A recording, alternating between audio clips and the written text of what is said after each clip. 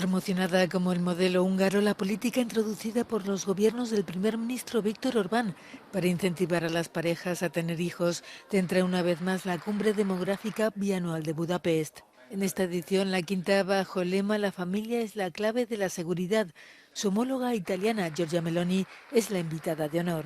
En su intervención, Orbán ha vuelto a arremeter contra la Unión Europea. Politikai palettát mondjuk ki, kurzusváltásra van szükség. El kell érni, hogy családbarát, konzervatív erők kerüljenek kormányra minél több európai országban.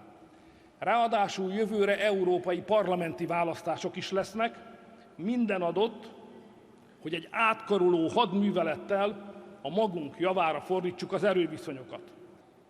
And we want to defend it, we want to revitalize it, because family does not limit anyone's freedom, but does increase everyone's wealth. And we do not believe that the state can replace family. And where this has been attempted in the past, as happened in Eastern Europe under Soviet rule, the results serve as warning for everyone not to repeat the experiment. Desde su llegada al poder en 2010, Orbán se ha posicionado como defensor a ultranza de la cristiandad y de los valores pro familia.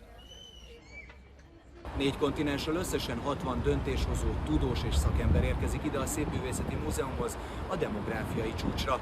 2015 óta tartják meg ezt a találkozót, viszont ez az első év, amikor kormány és államfők is elfogadták a meghívást, többek közt a szerb, a bolgár elnök és Giorgia Meloni olasz kormányfő is. Együtt próbálnak megoldást találni arra, hogy miért fogy a világ népessége. Siposegyi Zoltán, Euronews Budapest.